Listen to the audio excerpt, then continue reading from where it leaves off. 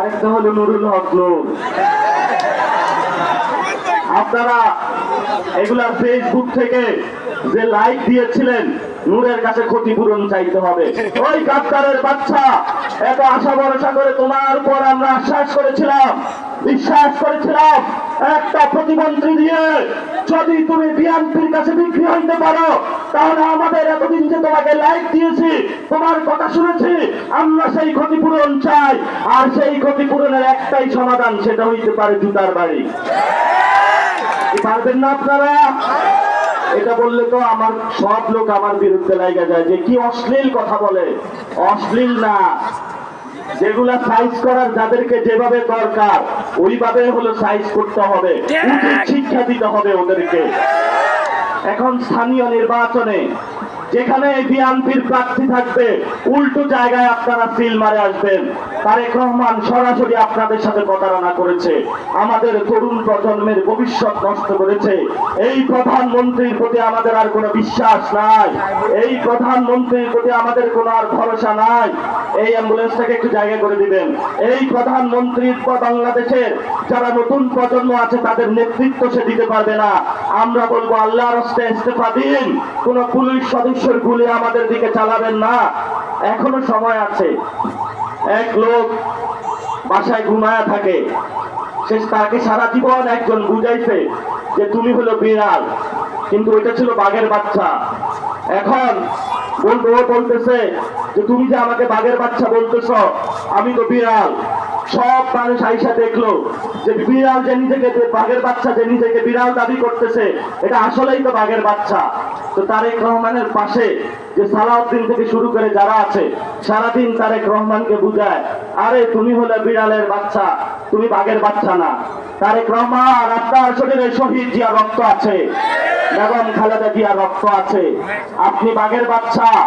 এখন উঠে দাঁড়ান, যে সালাউদ্দিন বিয়াদব, এতদিন আমাকে ভুল বুঝাইছিস, বাংলাদেশের জনগণের আছে ক্ষমা চান, আমরা এখন আপনাকে ক্ষমা প্রস্তুত আছি। আরেকটা কথা, আগে শুনতাম আপাকে নাকি সবাই ভুল বুঝায়, এখন হলো ভাইয়াকে সবাই ভুল বুঝায়। এইসব আপা ভাইয়া কই যে বাংলাদেশে এরা আসে, এদেরকে আমাদের দৌড়ানি যাওয়া ছাড়ার উপায় নাই। এখন কিশোরগঞ্জে আসি, কিশোরগঞ্জে হাওর আছে। হাওর যেমন ভালো জিনিস, খারাপও জিনিস। আপনি ওইখানে ঘুরতে যান, অনেক মানুষের মাঠে পানির নিচে হলো জমি তলিয়ে গেছে, সে সারা রাত বৈশা বৈশা কাঁদে। আমরা সরকারের কাছে বলবো, হাওরবাসী যারা ক্ষতিগ্রস্ত তাদেরকে আপনি ক্ষতিপূরণ দিতে হবে। আবার যেহেতু ডুবেই গিয়েছে, সেইখানে টুরিস্ট স্পট বানানো সম্ভব। যদি এটা বানাইতে পারি, তাহলে কিশোরগঞ্জের আর কোনো তরুণের কর্মসংস্থানের সমস্যা হবে না। হবে? এখন একজনে বলে হাওরের এমপি ফজলু। আমি কিশোরগঞ্জের যত সুনাম করতে চাই, এই বাংলাদেশের শীর্ষ সন্ত্রাসী, মুজিববাদী সন্ত্রাসী এই ফজলুর রহমান কিশোরগঞ্জের জন্য একটা কলঙ্ক। এই কলঙ্কটা কিশোরগঞ্জ থেকে সরাইতে হবে। মাননীয় ভাইয়া যান, আপনার এই যে মুজিব প্রেমীর একটা মুখপাত্র শীর্ষ সন্ত্রাসী পশু পাগলাকে কিশোরগঞ্জবাসীর হলে জড়িয়ে দিয়েছেন, এই পাগলকে সরান। কিশোরগঞ্জ মানুষ মহা বিরক্তিতে আছে এই পাগলের কারণে। সারাদিন এত উল্টা পাল্টা কথা বলে, কিশোরগঞ্জ শুনলেই মনে হয় বধু পাগলার কথা চলে আসে। কিশোরগঞ্জের মানুষ বধু পাগলাকে চায় না। আপনি জোর করে বসিয়ে রেখেছেন, এই সন্ত্রাসীকে আমরা গ্রেফতারের দাবি জানাই। আরেকটা আছে এখানে নাকি আওয়ামী লীগের নিজাম নাকি কি নাম, কে আমাকে যেন বলছেন, নিয়াজ নাকি, এই আরেকটা শীর্ষ সন্ত্রাসী আছে। এগুলো আপনারা কি করেন? এগুলো সাইজ করতে পারেন না? 34-এর অস্ত্রগুলো কি কই গেছে? এখন আমরা আমাদের মিডিয়া বলবে অস্ত্র কি, আমাদের অস্ত্র লাগে না, আমাদের 2 হাত হলো অস্ত্র, আমাদের ভাইয়ের কঠিনের লাশ হলো আমাদের অস্ত্র, আমাদের শরীরের রক্ত হলো অস্ত্র। ওরা ট্যাঙ্ক, কামান, গুলি, AK-47 সব নিয়ে আসুক, আর আমরা যেখানে এইখানে যারা আছি, আমরা বাংলাদেশে নামি দেখবো কার শক্তি কতটুকু। ওরা আমাদেরকে একটু মনে হয় গুনাহ চাইরা দিছে নাকি, আমরা মনে হয় একটু চুপ হয়ে গেছি।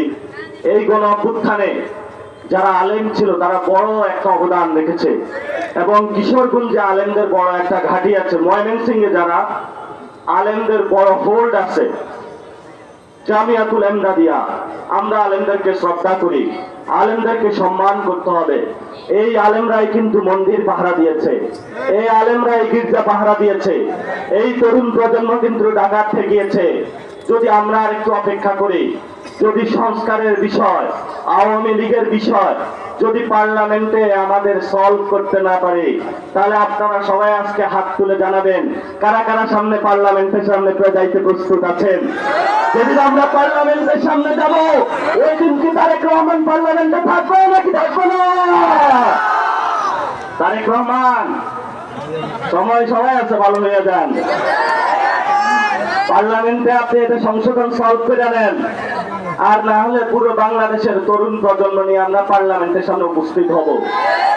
আমরা ওই দিন 36 দিন অপেক্ষা করবো না, যেদিন যাব সেদিনে আমরা আমাদের ভাই হত্যাকাণ্ডের বিচার এবং বাংলাদেশের সংস্কারের দাবি নিয়ে সেই দিনে মাঠ থেকে পরিত্যাগ করবো ইনশাআল্লাহ। সবাই পারবেন না যাইতে?